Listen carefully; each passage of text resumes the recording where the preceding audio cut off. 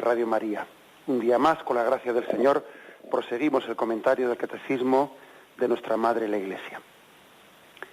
Estamos en la explicación del sacramento de la Eucaristía.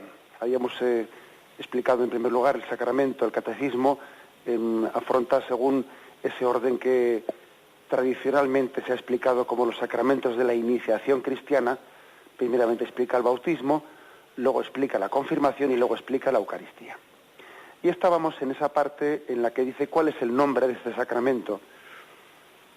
La Eucaristía es banquete del Señor, es fracción del pan, es asamblea eucarística, habíamos explicado, y estábamos en el punto 1330.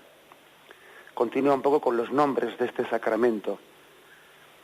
Y el nombre que en el punto 1330 da es el nombre de Memorial de la Pasión y de la Resurrección. Hay, por lo tanto, también una forma de llamarle a la Eucaristía. Dentro de este concepto de Memorial de la Pasión y de la Resurrección.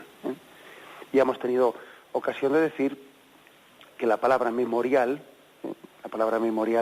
pues no es ni mucho menos lo que nosotros entendemos por hacer memoria. Para nosotros hacer memoria es trasladarnos al pasado. Sin embargo, el memorial, en el sentido sacramental de la palabra, no es trasladarnos al pasado, sino que es trasladar el pasado al presente.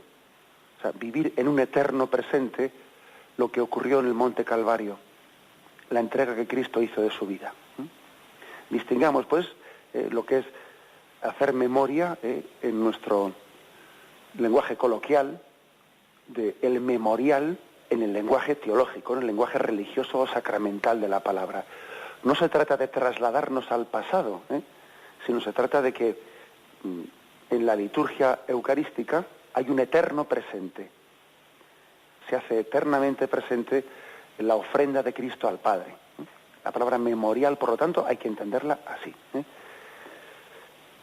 Bien, pues hay una forma entre todas estas, ¿no? Porque cada uno de estos nombres explica una dimensión de lo que es la Eucaristía. Pero digo que deberíamos de utilizar mucho, enamorarnos, familiarizarnos con el término santo sacrificio para explicar lo que es la misa. Que por desgracia quizás lo hemos olvidado bastante ese término, ¿no? El de santo sacrificio. Y además cuando existe un olvido pues bastante generalizado, ¿no? De un aspecto, de un nombre como este, se deja de utilizar, pues eso deja en la penumbra aspectos muy importantes, ¿no? del rostro de Cristo y de su entrega y de su redención. El hecho de que, por ejemplo, igual los sacerdotes, pues hayamos dejado de, bueno, quizás estoy hablando de unos términos genéricos, pero bien, ya me entendéis, que los sacerdotes hemos dejado de hacer una pequeña munición al comienzo de la Eucaristía, en la que invitamos a los fieles a decir, antes de comenzar este santo sacrificio, dispongámonos a celebrar bien este santo sacrificio. El hecho de que igual esa palabra la hayamos dejado un poco en la penumbra, esa referencia a la Eucaristía como santo sacrificio, pues eso no es totalmente inocuo, no, tiene consecuencias el olvido de la Eucaristía como santo sacrificio. Nos quejamos de que nuestra cultura pues se haya olvidado del concepto del sacrificio. Nos quejamos de que nuestra cultura pues tenga unos valores meramente, el valor del bienestar, el valor de la calidad de vida, que sea alérgica a todo lo que suponga sacrificio, entrega. Nos quejamos de ello, pero es que posiblemente también podemos tener nosotros una pequeña parte o una gran parte de culpa en ese olvido, ¿no? del sacrificio como valor que padece nuestra sociedad, cuando también hemos presentado la entrega de Cristo sin subrayar el aspecto sacrificial de esa entrega. No nos quejemos, pues, ¿no? Únicamente no nos dediquemos a quejarnos de que se ha olvidado, no nos hemos olvidado del sacrificio como un valor de vida, un valor de lo que es el sentido de la existencia en nuestros jóvenes, en nuestra sociedad, mientras que nosotros también a la hora de presentar el misterio de Jesucristo nos hemos olvidado de presentarlo como santo sacrificio. Bien, qué importante es pues, ¿no?, que nosotros vivamos la Eucaristía como una participación en el santo sacrificio de Jesucristo. Dice aquí, el santo sacrificio es santo sacrificio porque actualiza el único sacrificio de Cristo Salvador e incluye la ofrenda de la Iglesia. Este es el gran misterio, ¿no?, el gran milagro de la liturgia, de los sacramentos. Actualiza el único sacrificio de Cristo Salvador. Cristo no sufre, no se entrega más que una sola vez, es decir, el sacrificio de Cristo fue único. Cristo no muere dos veces. Cuando celebramos la Eucaristía no estamos volviendo a hacer sufrir a Jesucristo. Si fuese así, no nos atreveríamos a celebrarla. Cristo se ofreció una única vez, pero es verdad que la celebración de este sacramento está actualizando, está haciendo presente, ¿no?, ese momento en lo que fue la entrega de Jesucristo. Es volver a hacerlo presente de una forma incruenta. Aunque es curioso que ha habido fenómenos místicos, como por ejemplo el del Padre Pío, ¿no?, que cuando celebraba la Eucaristía vivía pues ese misterio que él tenía de estar estigmatizado, de llevar en su carne las llagas de Jesucristo. Cuando él celebraba la Eucaristía se reabrían sus llagas, ¿no?, y sangraba de esas llagas, con ello queriendo remarcar el aspecto de que la Eucaristía es santo sacrificio. Bueno, ¿qué sentido pudo tener ese fenómeno místico de Padre Pío de que cuando él celebrase la Eucaristía se reabriesen sus llagas, sus estigmas todavía estuviesen diciéndole al mundo pues que, bueno, pues era un decir, un recordar al mundo de que la Eucaristía es santo sacrificio, el sacrificio de Cristo?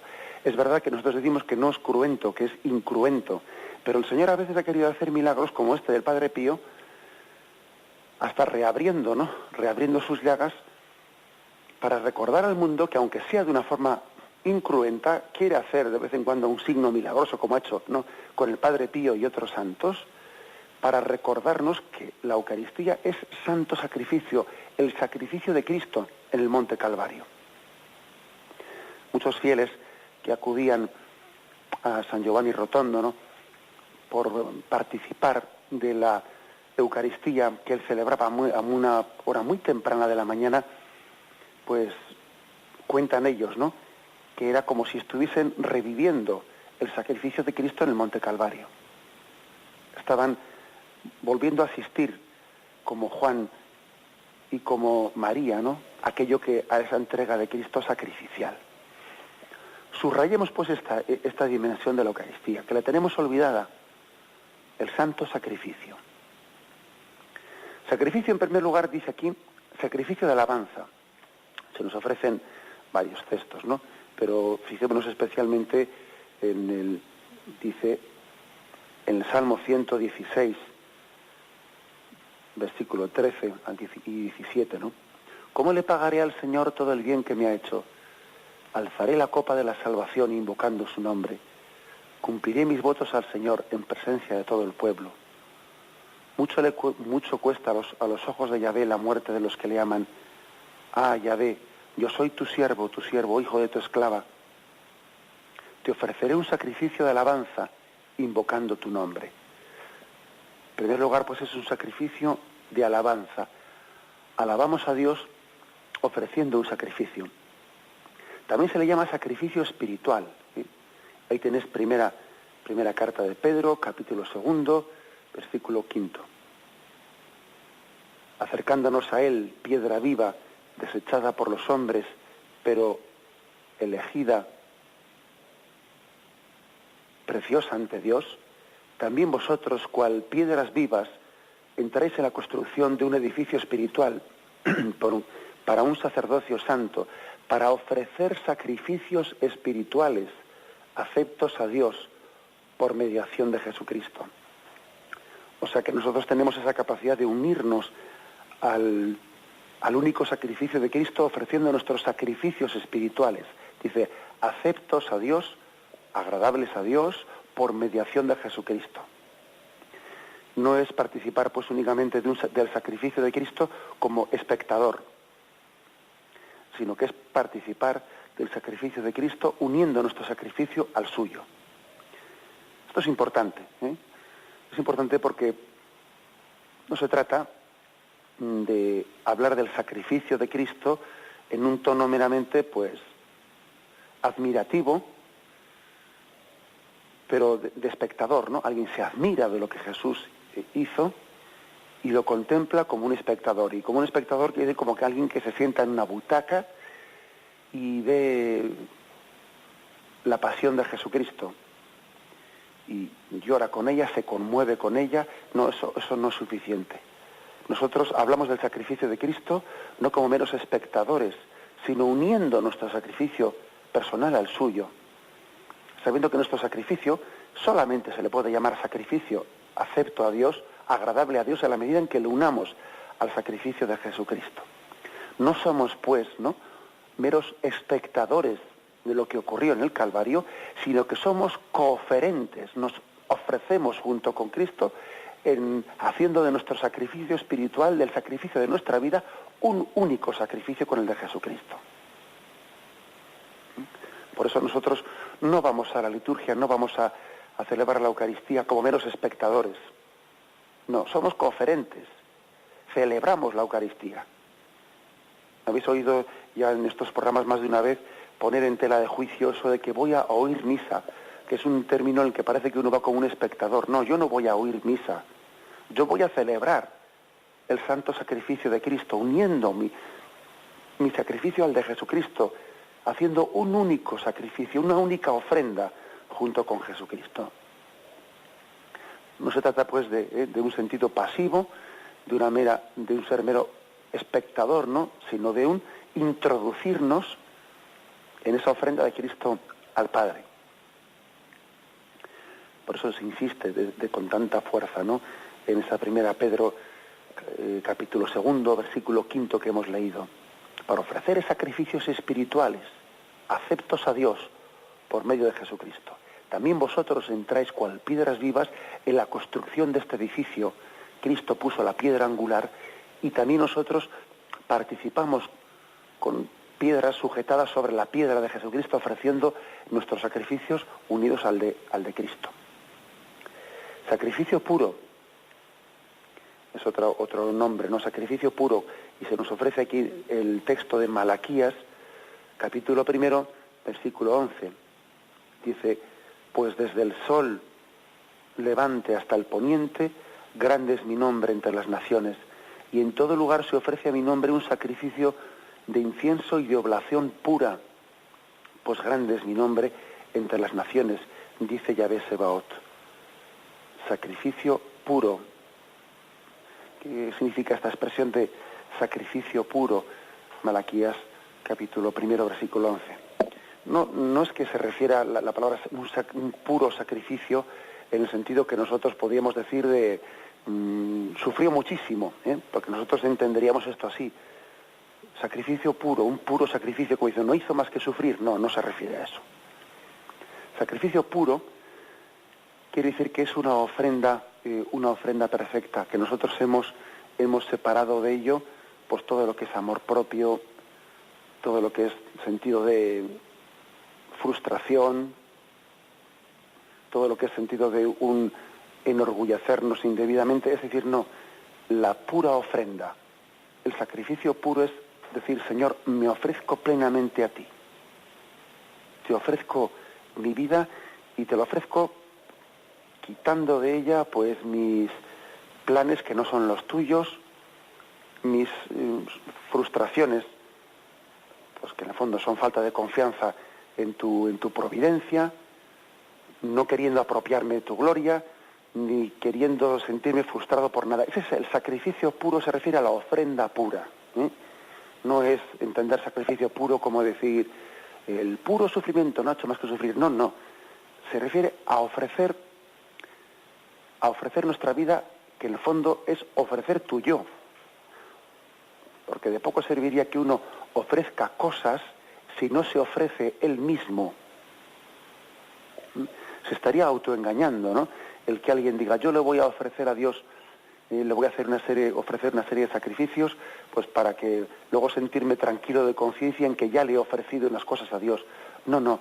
Si el sacrificio puro, el sacrificio verdadero, es aquel que ofrece tu vida, no ofrecerle cosas a Dios, sino ofrecerle tu vida. Que eso que tú ofreces sea expresión de tu persona, de tu vida, tu proyecto, ofrecido a Dios. Eso significa sacrificio puro. Por eso, en toda la Sagrada Escritura hubo un camino largo de purificación hasta que los profetas llegaron a hacerle entender a Israel cuál era el sacrificio agradable a Dios, el que él aceptaba como ofrenda agradable y el que Dios no aceptaba. Y Yahvé no aceptaba los sacrificios que eran una especie de búsqueda de autosatisfacción, autojustificación, ¿no? De quien buscaba un lugar para ofrecerle a Dios una serie de sacrificios que no suponían la ofrenda de la persona, sino suponía ofrecerle a Dios una serie de cosas, pues para tenerle a Dios contento, o incluso para poder manipular luego, como si yo me sintiese con derechos, porque como le he ofrecido a Dios este sacrificio, ahora Él me tiene que dar a mí, pues una compensación, ¿no? Como para comprarle a Dios. Le ofrezco este sacrificio a Dios para comprarle a Él. Y pues de todo eso los profetas tuvieron que hacer un largo camino para purificar a Dios esa ofrenda. Para que entendamos cuál es el verdadero sentido del sacrificio. Por cierto, que también eso ocurre mucho entre nosotros, ¿no? Ocurre mucho. Tenemos que seguir siempre purificando el concepto de la palabra sacrificio. Cuando un cristiano se acerca ante Dios y le dice, Señor, te ofrezco este sacrificio, pues, por ejemplo, ¿no? Imaginémonos que alguien diga, Señor, pues, si le hace una promesa a Dios y le dice, pues, si se obtiene tal gracia que te estoy pidiendo, pues imaginemos, ¿no? La gracia de un trabajo o lo que sea, etcétera, pues le promete a Dios y le ofrece un sacrificio. El sacrificio es el de decir, bueno, pues rezaré todos los días, esto, lo otro, asistiré a la Santa Misa. Bueno, la verdad es que un poquito de miedo sí que nos da ese tipo de planteamientos, un poquito de miedo. ¿Por qué?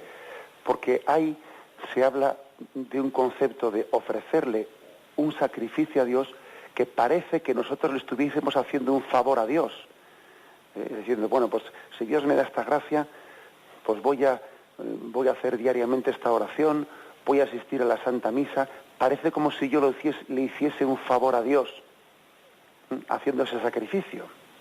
Es un concepto de sacrificio que puede que lo tengamos no suficientemente purificado. Es como si yo a Dios le dijese, bueno, si tú te portas bien conmigo y me concedes esta gracia, yo te voy a, entre comillas, pagar, te voy a pagar, te lo voy a resarcir ofreciéndote esto. Pero hombre, tenemos que tener cuidado con ese concepto de sacrificio, con lo cual parece que a veces le queremos como comprar a Dios, como si yo a Dios le hiciese algún bien, yo a Él. Si es que es un don de Dios el que tú reces, si es un don de Dios, vamos, totalmente gratuito el que participes en la Santa Misa. Por eso el que tú a Dios le digas, te voy a dar algo a ti, si es Él el que te lo da todo. Si tú a Dios, a ver si me explico, a Dios le estás dando lo que Él mismo te ha dado a ti. O sea que, por eso esta insistencia en el sacrificio puro, dice sacrificio puro, desligado de falsas concepciones de como que yo quiero comprarle a Dios. Sacrificio puro es decir, Señor, te hago ofrenda de mi vida y tú sabrás el cómo, el cuándo, el de qué manera me ofrezco a ti incondicionalmente. Ese es el sacrificio puro, la ofrenda pura de nuestra existencia. Fijaros pues, sacrificio de alabanza, sacrificio espiritual, sacrificio puro, que dice Malaquías 1:11. puesto que completa y supera todos los sacrificios de la antigua alianza. Bien, vamos a tener un momento de reflexión y continuamos enseguida. Bien, ponía este ejemplo de cómo el sacrificio, el concepto de sacrificio, hay que entenderlo bien para no hacer de él casi una especie de lenguaje religioso manipulador en nuestra relación con Dios. El hecho de que yo a Dios le ofrezco un sacrificio para que Él después me conceda tal gracia, me ponía ese ejemplo, ¿no? Entonces quizás algún oyente puede decir, bueno, y entonces yo, ¿cómo entiendo, no? ¿Cómo debo de entender esto de los sacrificios que ofrezco a Dios unido al sacrificio de Cristo en el Calvario? ¿Cómo debo de entenderlo para que no sea una especie de lenguaje religioso pues un tanto manipulador o poco purificado, ¿no? ¿Es que acaso no es correcto que yo a Dios le ofrezca pues por ejemplo, la promesa de hacer un Vía Crucis, o que yo le ofrezca a Dios pues una novena asistiendo a la Santa Misa? ¿No es correcto de que le haga yo esas ofrendas o esos...? Bien, sí es correcto, pero hay que entenderlo bien, para que no derive la cosa o no se desvíe. Cuando uno ofrece un sacrificio a Dios, hay que entender que es un don de Dios, o sea, es decir, el hecho de que tú, uno de nosotros, le ofrezca a Dios un sacrificio, hay que entenderlo como que yo recibo de Dios el don de poder ofrecerlo. No es una especie de iniciativa mía, no es que yo soy un machote y como soy un machote, pues yo le voy a ofrecer a Dios por mi voluntad, ¿no? Por mi voluntad le ofrezco a Dios este determinado sacrificio. No, Dios te concede ofrecer ese sacrificio. Dios te concede la gracia de esa entrega. Eso se entiende muy bien en lo que es el sacrificio de Cristo en el Calvario. Porque Jesús ofrece su vida al Padre, pero es el Padre mismo el que le está dando, a Jesús le está dando el don, o sea, está recibiendo del Padre pues el don de ofrecer su vida. No hay contradicción, por lo tanto, en decir que Cristo entrega libre y voluntariamente su vida y que el Padre entregó a su Hijo a la cruz. Las dos cosas son verdaderas, es decir, es iniciativa de Cristo, pero al mismo tiempo que ha sido iniciativa del Padre. O sea, el Padre entregó a su Hijo a la cruz y Cristo entregó voluntariamente su vida a la cruz. Bueno, pues apliquemos eso a nuestro caso concreto. Si tú a Dios le vas a ofrecer un sacrificio, es porque primeramente Dios te ha entregado el don, la capacidad de ofrecer ese sacrificio. Si tú a Dios le vas a ofrecer un sacrificio de una novena o de lo que fuere, ¿no? Es que Dios mismo te lo ha entregado para que tú puedas ofrecérselo a Él.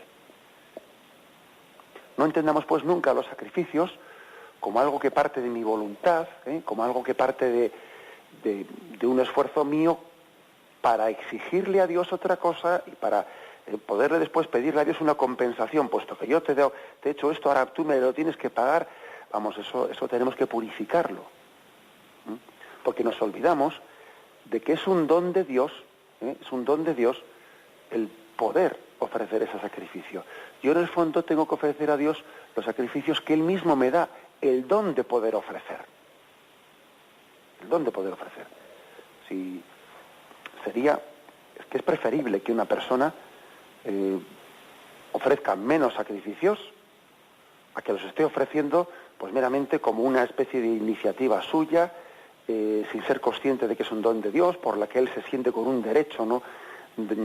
Porque le ha hecho esta especie de lo que él entiende de sacrificios que otras personas no las han hecho, con lo cual yo entiendo que Dios conmigo se tiene que comportar de una manera y si no es así me siento decepcionado. Y bueno, pues eso es una especie de lenguaje de relación con Dios mercantil, interesada, en la que Dios en el fondo está al servicio de mi interés. Ese no es el sacrificio puro, del que habla ese libro de Malaquías.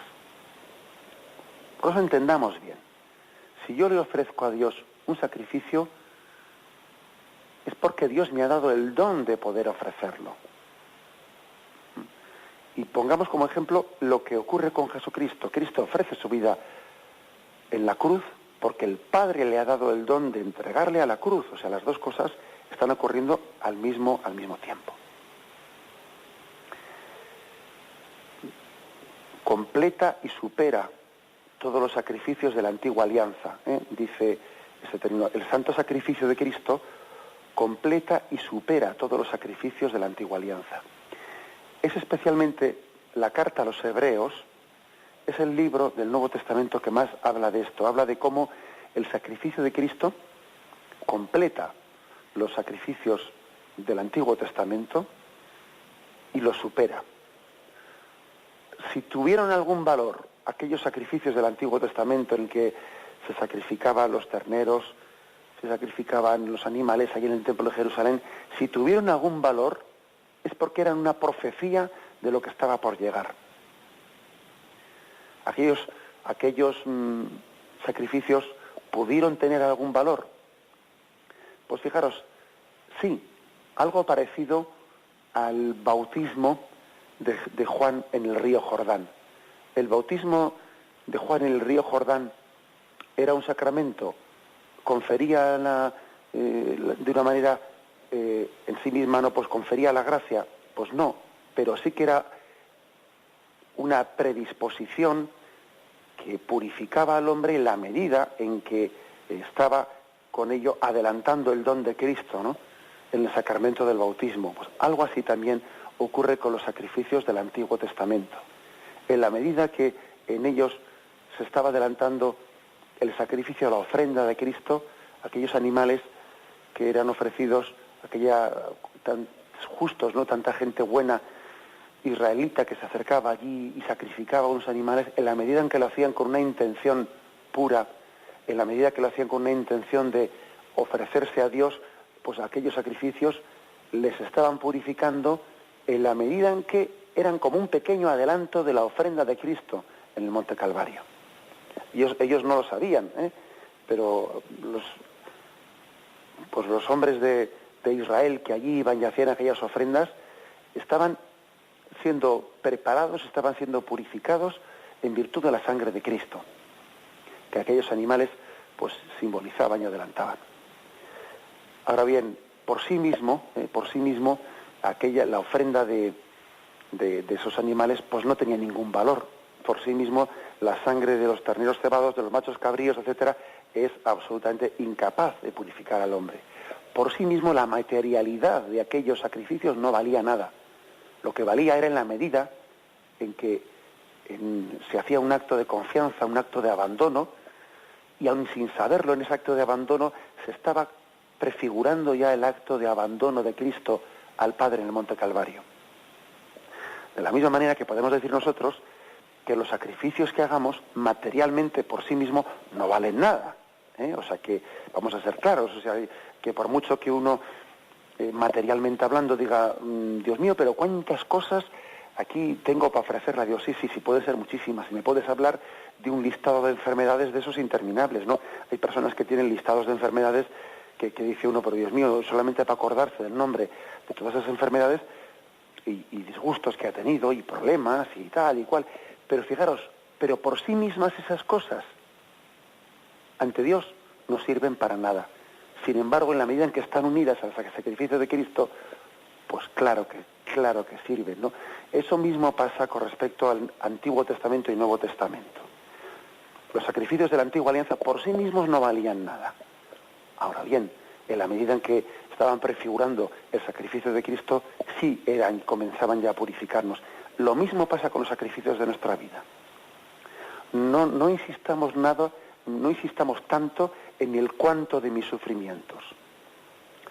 Hay veces, hay personas, y pues que igual te das cuenta de que cuando te encuentras con ellas, pues parece que se desahogan contándole a uno toda la cantidad de sufrimientos que tiene, ¿no? Bueno, y también entiendo pues que el Señor, esos desahogos que a veces tenemos en el que uno cuenta pues todos sus sufrimientos, pues el Señor nos los permitirá, ¿no? Pero tengamos cuidado de no hablar del sacrificio como si yo, claro, es que fíjate qué lista tan grande de sacrificios tengo. Fíjate todo lo que me ha tocado pasar en esta vida. No, porque no vayamos por ese camino, no caigamos en una especie de elenco de victimismo en el que uno parece que se está regodeando en todos los sacrificios que le ha tocado en su vida, todas las enfermedades, los disgustos, las muertes. Mire, se nos ha muerto este, se nos ha muerto el otro. No pensemos en el sacrificio como si su valor estuviese en su cantidad. El valor del sacrificio no está en la cantidad del sacrificio. El valor del sacrificio está en que todo eso esté unido a la cruz de Jesucristo. Por eso una persona puede ser mucho más sacrificada habiendo tenido materialmente menos sacrificios, menos sufrimientos, pero habiéndolos vivido unido al sacrificio de Jesucristo, haciendo una ofrenda de su vida. Mientras que otra persona pues puede ocurrir pues que haya tenido materialmente muchos más sufrimientos, pero sin embargo su vida es menos sacrificada. ¿Por qué? Porque no ha unido todos esos sufrimientos, no los ha unido a la cruz de Cristo, que se entrega, se ofrece y se olvida de sí mismo. O sea que creo que debemos de hacer una lectura de nuestra vida, de nuestros sufrimientos, unidos a la pasión de Jesucristo, no regodeándonos en el listado de mis sufrimientos, porque es una mala señal el que un cristiano se regodee demasiado en el listado de sus sufrimientos. Bueno, entendedme, porque también igual algún oyente está diciendo, ay, pues yo igual peco de hablar mucho de mis sufrimientos. Bueno, pues sí que nos entren escrúpulos, pero sí que creo que un sacrificio agradable a Dios, pues puede ser el que yo le ofrezca mis cosas y me olvide de ellas. Me olvide de ellas, ¿no? No como aquel que decía, ay, pobrecito de mí, y qué poco que me quejo. Pues sí, señor, esa especie de autolamentación, ¿no? Esa autolamentación pues puede indicar el que alguien está como demasiado apegado al listado de sus sufrimientos, cuando lo importante no es cuántos son mis sufrimientos, sino que yo los he abandonado en la cruz de Cristo, los he unido a ella. Lo importante del sacrificio cristiano no es el cuánto, no es el peso, no es la cantidad, sino que es la perfecta unión con el sacrificio de Cristo. Me uno con Él, lo pongo en sus manos y me olvido de mí mismo, ¿no? Ese es el don grande que Dios nos ofrece. Bien, tenemos un momento de reflexión y continuamos. Y termina este punto 1330 que hoy estamos comentando, termina diciendo así: Santa y divina liturgia, es decir, que igual que se le llama santo sacrificio, también se le puede llamar, y se le debe de llamar, santa y divina liturgia. Dice, porque toda la liturgia de la Iglesia encuentra su centro y su expresión más densa en la celebración de este sacramento. En este mismo sentido se llama también celebración de los santos misterios. Pues cuando nosotros decimos en la Eucaristía, ¿no?, celebremos esta divina liturgia, estos santos misterios. Bien, por supuesto que también cuando celebramos un bautismo o cualquier otro sacramento, también es una santa liturgia, también es un santo misterio. Cuando nosotros celebramos, por ejemplo, el rezo de los laudes o de las vísperas, perfectamente uno podría decir, vamos a celebrar estos santos misterios, esta santa y divina liturgia. Pues sí, podría decirlo. Pero aquí lo que dice el catecismo es que especialmente le apropiamos, entre toda la liturgia, le apropiamos ese nombre a la Eucaristía, porque la Eucaristía, en ella, de una manera más densa, más concentrada, se celebra la divina liturgia. Esa oración de Cristo al Padre. La divina liturgia, la santa y divina liturgia, es la oración eterna que está teniendo lugar una vez que Cristo se ofreció al Padre en el Monte Calvario. Hay como una ofrenda continua, hay un diálogo continuo de ofrenda, un diálogo eterno en el que Cristo está ofreciendo su vida al Padre. Bueno, pues eso es importante. Además, cuando llamamos santa liturgia o divina liturgia, ¿no?, cuando llamamos a la Eucaristía, es bueno que nos demos cuenta de que la Eucaristía que celebramos aquí en la tierra es un eco de la ofrenda de Cristo al Padre que está teniendo lugar en el cielo. Fijaros que los sacramentos son pasajeros. Me refiero que en la vida eterna no habrá sacramentos. Allí no hará falta la Eucaristía, ¿eh? Allí no hará falta, pues, cualquiera de la unción de enfermos, etcétera. Los sacramentos tienen razón de ser en esta etapa transitoria en la que nos encontramos. Ahora bien, eso no cabe decir eso de la palabra divina liturgia, porque la divina liturgia será eterna por todo el cielo, mejor dicho, por toda la eternidad estaremos en el cielo celebrando la divina liturgia, aunque no sea ya a través de los sacramentos, uniéndonos al diálogo de Cristo con el Padre. Esto creo que es bueno entenderlo para que nos demos cuenta de que la liturgia que celebramos aquí en la tierra es un eco de la que se está celebrando allá en el cielo. Algunos santos, como San Juan de la Cruz, nos dieron una pequeña lección, una pequeña luz, cuando San Juan de la Cruz fallece y dice: me voy a rezar vísperas al cielo. Dijo él esa famosa expresión: me voy a rezar vísperas al cielo. Era la hora de vísperas, porque él había vivido siempre, ¿no?, la liturgia que había celebrado aquí en la tierra como un eco de la que se celebraba en el cielo. Podemos decir, pues, divina liturgia, porque es que la iglesia triunfante, la iglesia que está allí alabando al Cordero degollado, está celebrando la divina liturgia. Es posible no, sabemos que los sacramentos, exceptuando aquellos que han dejado un carácter marcado en nosotros, ¿no?, los sacramentos pasarán.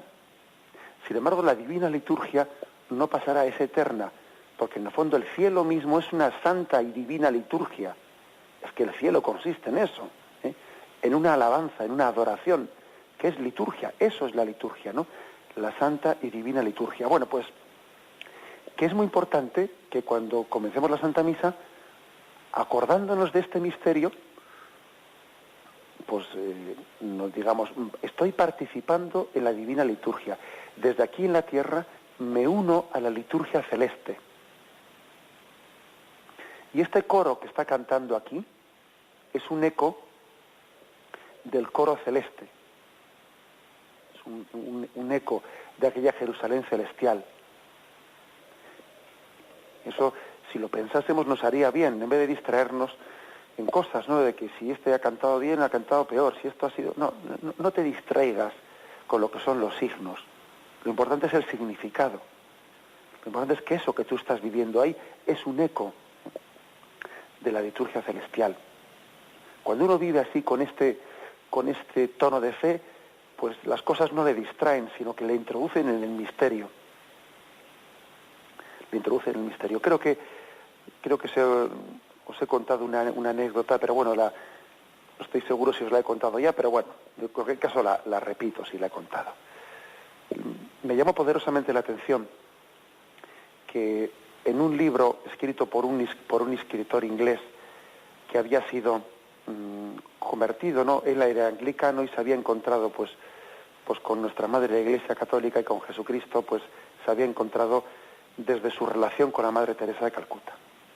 Entonces cuenta él en el libro un poco de testimonio de su conversión, cómo él le había invitado a la Madre Teresa de Calcuta, le había invitado pues a estar presente en la misa, pues en una pequeña celebración que se hace de ingreso en la Iglesia Católica, ¿no?, con una Eucaristía, etcétera. Bueno, estaba ya concertado ese día. Él le había invitado a la Madre Teresa, que había sido un poco la madrina suya en su conversión.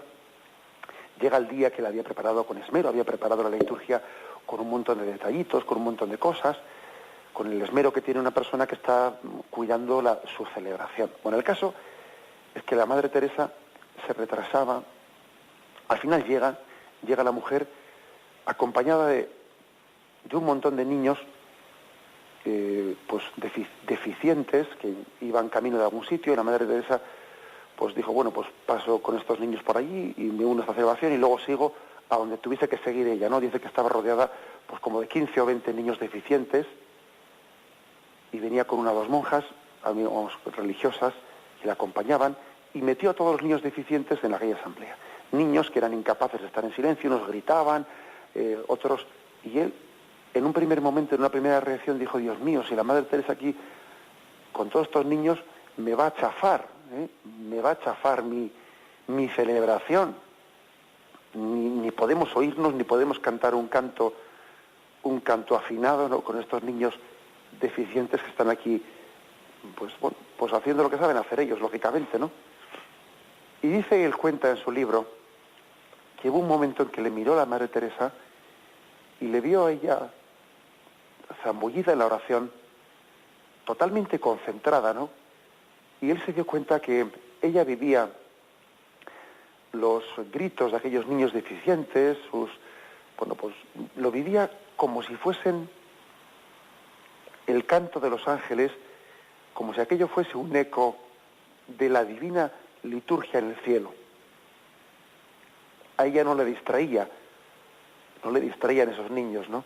Esos gritos, no le distraían. Ella lo vivía como el eco del coro de los ángeles en el cielo. Y entonces él dijo, bueno, yo en vez de ponerme nervioso aquí y en vez de distraerme por este jaleo que se ha montado aquí, yo me voy a unir a la Madre Teresa. Y entonces entendió lo que era la divina liturgia, el eco de la liturgia del cielo, sin que nos estemos quedando, ¿no?, pues demasiado condicionados, ¿no?, por lo que son los signos de la divina liturgia que se hagan aquí. Por supuesto que hay que intentar cuidar bien la liturgia, por supuesto que hay que intentar cuidarla con dignidad, pero sabiendo siempre que más allá de los signos que hagamos, que más allá de que las cosas exteriormente, tengamos mayor éxito o menor éxito, ¿no?, pues en los cantos, en los signos externos, que todo esto tiene razón de ser porque es un eco de la liturgia celestial. Esa anécdota, pues, a este hombre le marcó en la manera de entender qué es la divina liturgia. Es la participación de la liturgia de la Jerusalén celestial. Bien, y termina diciendo este punto que se habla también del Santísimo Sacramento, porque es el sacramento de los sacramentos, es decir, la Eucaristía es la liturgia de las liturgias, es el sacramento de los sacramentos.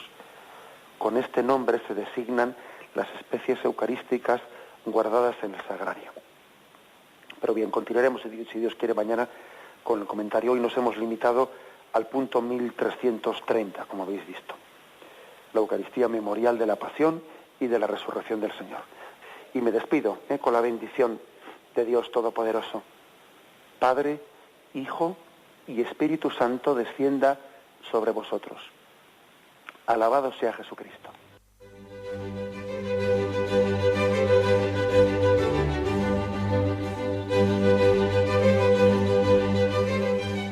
Finaliza el Catecismo de la Iglesia Católica, un programa dirigido por Monseñor José Ignacio Munilla, obispo de San Sebastián.